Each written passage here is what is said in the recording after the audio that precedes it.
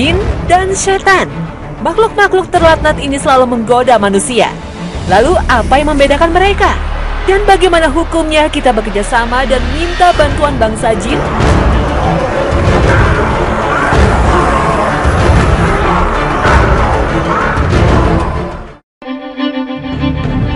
Assalamualaikum warahmatullahi wabarakatuh. Selamat pagi pemirsa Trans 7. Hasanah Ensiklopedia Islam Dunia pagi ini kembali hadir untuk mengulas tentang jin dan berbagai tipu dayanya.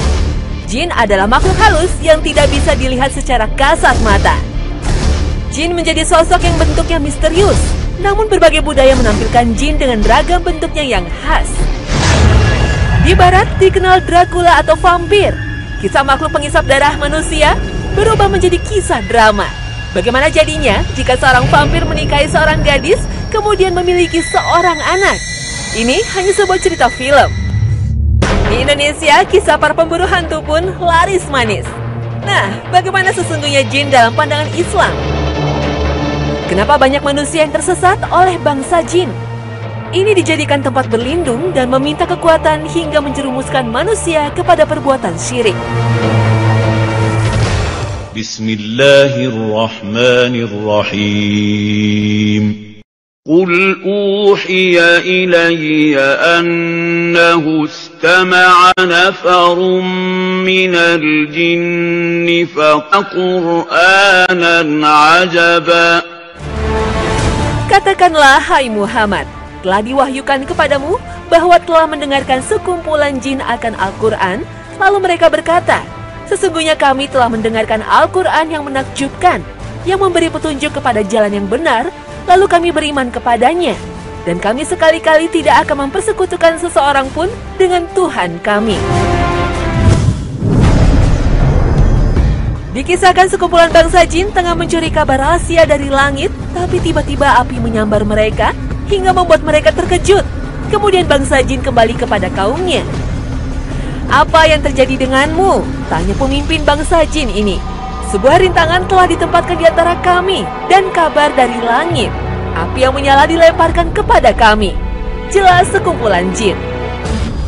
Kalau begitu pasti ada sesuatu yang baru terjadi. Pergilah ke arah timur dan ke arah barat. Apa yang telah ditempatkan sebagai rintangan antara kalian dan kabar dari langit? Suruh sang kepala jin.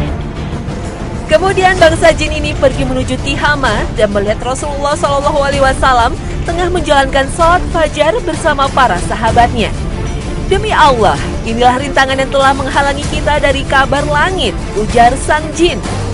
Saat itu Rasulullah tengah membaca surat Ar-Rahman. Dan ketika Rasulullah membaca ayat yang berbunyi, maka nikmat Tuhan kamu manakah yang kamu dustakan? Ketika ayat itu dibacakan, para jin itu langsung menjawabnya, wahai Tuhan kami, sesungguhnya kami tidak mendustakan nikmat-Mu sedikit pun. Segala puji hanya bagi-Mu yang telah memberikan nikmat lahir dan batin kepada kami. Ketundukan jin pada Allah dan Rasul-Nya diabadikan dalam surat Jin. Telah diwahyukan kepadaku sekumpulan jin mendengarkan Al-Quran, lalu mereka berkata, sesungguhnya kami telah mendengarkan Al-Quran yang menakjubkan, yang memberi petunjuk kepada jalan yang benar. Karena itu, kami mempercayainya, dan kami tidak akan mempersekutukan Allah dengan siapapun juga. Selain dalam surat Jin, peristiwa ini diabadikan juga dalam surat Al-Ahqaf. Para jin itu berkata kepada salah satu temannya, diamlah, perhatikanlah bacaannya. Sesudah itu mereka kembali kepada kaumnya untuk mengingatkan mereka pada jalan yang benar. Menurut sebagian riwayat, segerombolan jin berjumlah 7 jin, tapi ada yang berpendapat lain, mereka berjumlah 9 jin. Gerombolan jin ini sedang mengadakan perjalanan terhenti karena takjub, lalu mendengarkan bacaan Rasulullah dalam sholatnya. Setelah mendengar surat Ar-Rahman inilah, bangsa ini menyatakan berbaiat kepada Rasulullah. Rombongan jin dipimpin oleh jin bernama Wirdan yang berasal dari Nasibain, daerah yang terletak di perbatasan antara negara Irak dan Suriah. Peristiwa itu terjadi di tempat yang terletak di kampung Ma'la, tak jauh dari perkuburan kaum muslim di kota Mekah. Di tempat ini kemudian didirikan masjid yang menjadi monumen terpenting dialog antara Rasulullah dan para jin. Menurut sejumlah ulama, tidak ada jin yang diutus menjadi nabi dan rasul. Oleh karena itu, nabi dan rasul berasal dari golongan manusia dan berkewajiban menyampaikan dakwahnya tidak hanya kepada manusia, juga bangsa jin. Dalam surat Al-Ahqaf dijelaskan secara terperinci bahwa jin itu ada yang beriman dan membenarkan Al-Quran. Mereka tidak mau taklid buta, apalagi berkaitan dengan yang sudah jelas salahnya dan kebatilan yang nyata. Mereka golongan jin berkata, "Kami beriman kepada Allah dan mengakui kesalahan kami dalam menisbatkan Allah kepada yang tidak lain baginya. Karena kami semua yakin bahwa mustahil ada satu dari manusia dan jin yang berkata dusta atas nama Allah." Imam Ibnu Katsir berkata, ayat ini sebagai penegas bahwa sekelompok jin juga sama dengan manusia. Mereka ada yang beriman kepada Allah dan Rasul-Nya. Mereka juga ada yang kafir kepada Allah dan Rasul-Nya.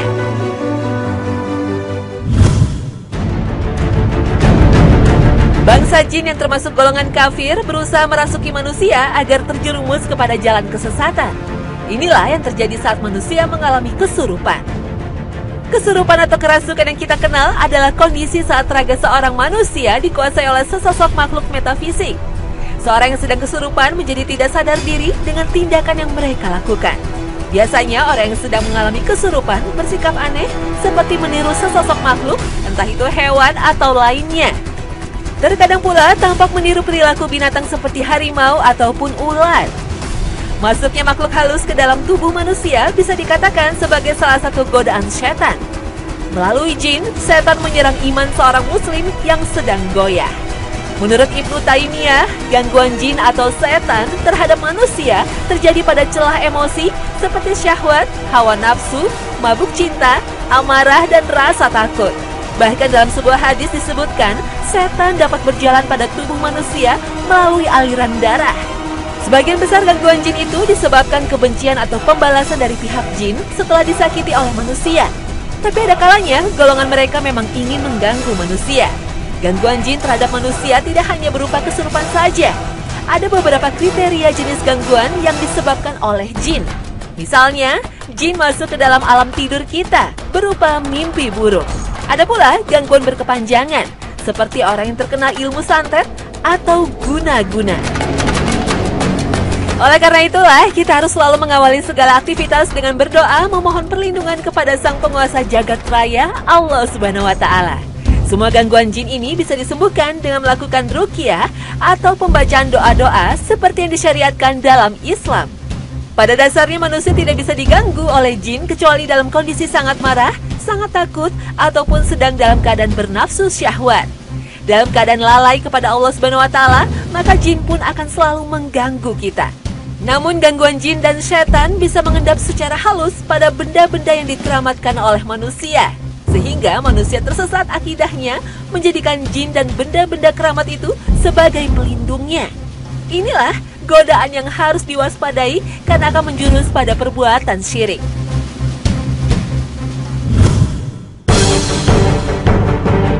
Secara bahasa, jin adalah makhluk yang tidak tampak, yang kriterianya banyak tercantum di dalam Al-Quran. Jin adalah makhluk yang tercipta dari kobaran api dan berbeda dengan manusia yang diciptakan dari tanah, seperti yang dijelaskan dalam surah Ar-Rahman ayat 15. Jin juga mempunyai ilmu, daya pemahaman, dan kemampuan untuk menentukan yang hak dan yang batil, sebagaimana manusia. Jin dibebani kewajiban untuk beribadah kepada Allah. Karena itulah, di antara mereka ada yang beriman, ada juga yang kafir. Sebagaimana manusia, bangsa jin juga mengalami kematian dan akan dibangkitkan pada hari akhir untuk mempertanggungjawabkan semua perbuatannya. Bangsa jin dahulu dianugerahi kekuatan untuk menembus langit dan mencuri berita dan rahasia langit, namun saat ini tak ada lagi yang melakukannya. Karena setiap mendekati langit, Allah sudah mempersiapkan panah api untuk membakarnya. Seperti dijelaskan dalam surat Jin ayat 9. فَمَنْ يَسْتَمِعِ الْآنَ يَجِدْ لَهُ شِهَابًا رَصَدًا. Manusia sesungguhnya lebih mulia dan lebih unggul dibanding bangsa jin. Saat Adam diciptakan, Allah memerintahkan iblis yang merupakan nenek moyang bangsa jin untuk bersujud pada Adam. Selain itu, seluruh nabi Allah diangkat dari kalangan manusia, sedangkan jin hanya beriman dan mengikuti Rasulullah SAW yang berasal dari golongan manusia. Manusia dan jin memiliki alam yang berbeda. Berdasarkan keterangan dari Rasulullah SAW, Allah menciptakan jin dalam 5 spesies. Antara lain seperti angin dan udara tidak bisa diraba. Karena itulah antara manusia dan jin tidak bisa saling berinteraksi, kecuali para nabi dan rasul dengan seizin Allah. Allah berfirman, Alimul ghaibi fala yuzhiru ala ghaibihi ahada min baini yadayhi wa min khalfihi rasada. Nabi Sulaiman alaihissalam adalah seorang nabi yang dianugerahi Allah kekuasaan untuk menaklukkan bangsa jin. Dalam surat Saba ayat 12, Allah berfirman, "Dan kami tundukkan angin bagi Sulaiman yang perjalanannya pada waktu petang sama dengan perjalanan sebulan, dan kami alirkan cairan tembaga baginya. Dan sebagian daripada jin ada yang bekerja di hadapannya dengan izin Tuhannya." Bangsa jin ini tunduk kepada perintah Nabi Sulaiman. Jika ada yang membangkang, Allah sudah mempersiapkan para malaikat untuk menghukumnya. Saat membangun Baitul Maqdis, Nabi Sulaiman mendapat kabar dari burung hudhud tentang seorang ratu negeri Saba, Ratu Balqis, yang menyembah dewa matahari. Nabi Sulaiman akhirnya mengirimkan burung hudhud membawa surat yang berisi ajakan untuk menyembah Allah. Al-Quran menuturkan kisah ini saat Ratu Balqis datang menemui Raja Sulaiman. Dengan mukjizat Allah, Nabi Sulaiman dibantu para jin berhasil memindahkan singgasana ratu hanya dalam sekejap ke istana Sulaiman. Ratu Balqis makin terpesona dengan keindahan istana Sulaiman yang lantainya seperti terbuat dari kaca. Hingga sang ratu pun tunduk dan berkata, "Ya Tuhanku, sesungguhnya aku telah berbuat zalim terhadap diriku, dan aku berserah diri bersama Sulaiman kepada Allah, Tuhan semesta alam." Anugerah untuk menaklukkan bangsa jin juga dimiliki Nabi Muhammad SAW. Suatu saat Rasulullah hendak mengikat jin yang mengganggu para sahabat yang sedang sholat. Namun Rasulullah mengurungkan niatnya karena teringat dengan doa permohonan Nabi Sulaiman kepada Allah untuk tidak diberikan anugerah kekuasaan seperti dirinya kepada orang-orang sesudah beliau. Jika saat ini ada orang yang mengaku memiliki jin dan berhasil menaklukkannya, maka dia telah berdusta. Karena sesungguhnya bangsa jin tengah memperdayanya. Oleh karena itu, sebagian ulama mengharamkan untuk bekerja sama dengan jin, apalagi meminta pertolongannya walaupun untuk kebaikan. Misalnya untuk konsultasi pengobatan. Haramnya kerjasama dengan jin antara lain berdasarkan dalil dari Al-Quran. Minal jinni fazaduhum rahaqa. Ayat ini mempertegas, jin tidak akan memberi manfaat apapun kepada manusia, kecuali dosa dan kesalahan. Namun ada sebagian ulama seperti Ibnu Taimiyah dalam Majmu' al-Fatawa menganggap bekerja sama dengan jin, hukum awalnya adalah mubah atau dibolehkan, kecuali untuk tujuan yang dilarang, seperti membunuh atau perbuatan syirik. Dalam sebuah riwayat dikisahkan, Umar bin Khattab yang saat itu sudah menjadi Amirul Mukminin datang terlambat dalam sebuah perjalanan. Abu Musa dan para sahabat lainnya merasa khawatir. Lalu ada seorang sahabat berkata, "Di penduduk negeri ini ada seorang wanita yang memiliki teman dari bangsa jin. Bagaimana jika meminta bantuan wanita itu untuk mengutus jinnya mencari kabar Umar?" Jin teman seorang wanita itu akhirnya melacak keberadaan Umar bin Khattab, kemudian mengabarkan bahwa Amirul Mukminin masih di perjalanan dan tidak ada sesuatu yang terjadi padanya. Namun Rasulullah tidak pernah mencontohkan untuk bekerja sama, apalagi meminta bantuan jin. Jin sebagaimana manusia memiliki kewajiban yang sama untuk beribadah kepada Allah. Syekh Muhammad Mutawalli Asy'arawi, ulama Al-Azhar, menjelaskan bahwa jin yang baik tidak mungkin rela diperalat dan ditundukkan manusia, kecuali jin yang jahat. Jin adalah makhluk gaib yang tidak bisa terlihat oleh mata, sementara jin bisa melihat kita. Karena itulah, kita tidak bisa memastikan apakah jin itu termasuk golongan jin yang beriman atau jin kafir. Dalam surat Al-A'raf ayat 27, Allah mengingatkan kepada umat manusia agar tidak tertipu oleh godaan setan. Karena sesungguhnya setan itu pemimpin bagi orang-orang yang tidak beriman. Allah memberi fitrah kepada manusia untuk bergaul dengan sesama manusia untuk memperoleh ketentraman dan kedamaian. Allah tidak memerintahkan manusia untuk bergaul dengan makhluk gaib sekalipun malaikat. Dan para malaikat saat menunjukkan diri di hadapan Rasulullah untuk menyampaikan wahyu lebih banyak menjelma seperti wujud manusia. Karena itulah bekerja sama dengan jin, apalagi meminta bantuannya, lebih banyak mendatangkan mudarat daripada manfaatnya. Sesungguhnya para nabi sebelum Nabi Muhammad SAW diutus dengan membawa risalah kenabiannya kepada umatnya secara khusus. Sedangkan Nabi Muhammad diutus Allah untuk seluruh umat manusia. Allah Azza wa Jalla juga menjelaskan dalam Al-Quranul Karim, Nabi Muhammad diutus tidak saja untuk umat manusia, juga bangsa jin. Lalu apa yang membedakan antara jin, setan, dan iblis? Al-jinnu berasal dari kalimat janna syai'un yajunuhu yang bermakna satorohu, yang menutupi sesuatu. Segala sesuatu yang tertutup adalah tersembunyi. Maka dengan demikian, jin itu makhluk yang tersembunyi atau gaib. Kaum jin memiliki tempat tinggal yang berbeda-beda. Jin yang soleh bertempat tinggal di masjid, sedangkan jin yang jahat tempat tinggal mereka di kamar mandi dan tempat-tempat yang kotor. Lalu siapakah yang dimaksud dengan iblis? Para ulama tafsir berbeda pendapat. Pendapat pertama seperti yang diutarakan Hasan al-Basri mengatakan bahwa iblis berasal dari jenis jin. Imam Al-Qurtubi berpendapat lain, iblis berasal dari kalangan malaikat. Mereka beralasan dengan firman Allah Ta'ala yang artinya, dan ingatlah ketika kami berfirman kepada para malaikat, sujudlah kamu kepada Adam, maka sujudlah mereka kecuali iblis. Ia enggan dan takabur, dan ia termasuk golongan orang-orang kafir. Pendapat ini sangat lemah karena yang dimaksud dengan ayat di atas adalah iblis dari golongan jin.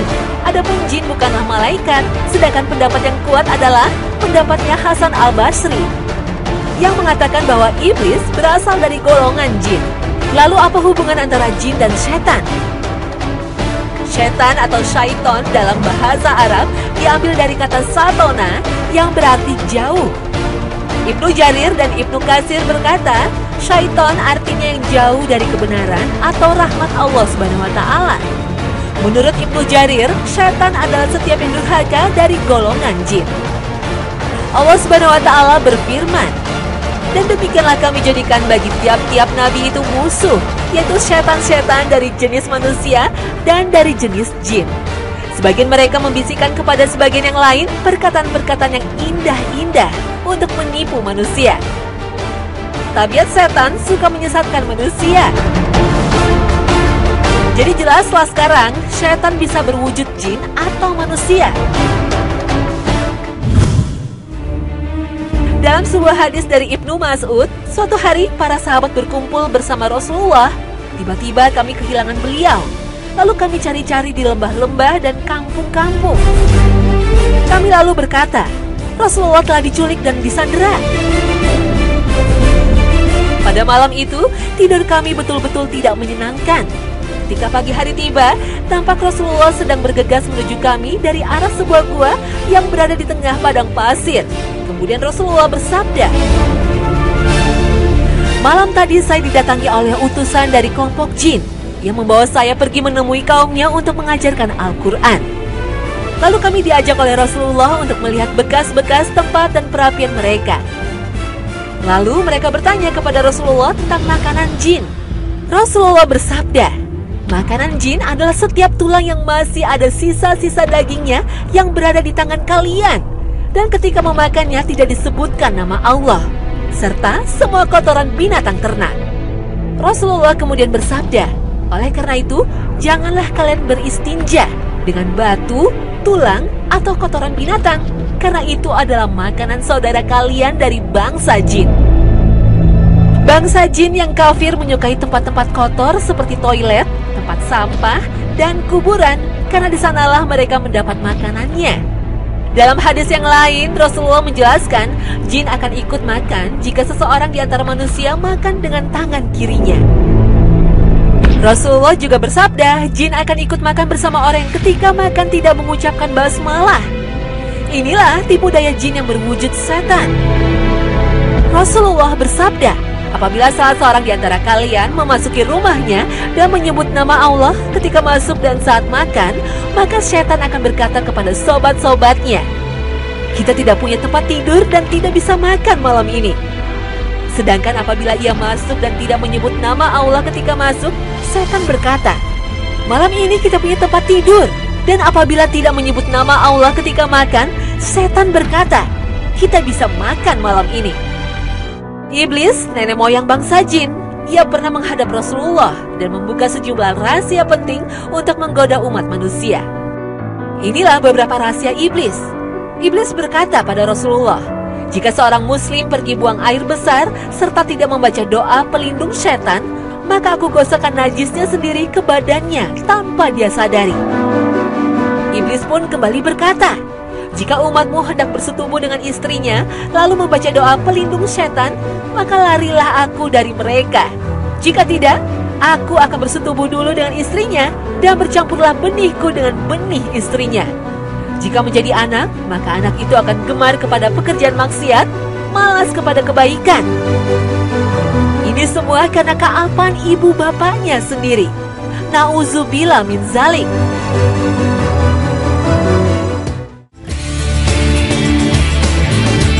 Nah pemirsa, berbagai tipu daya setan harus kita waspadai.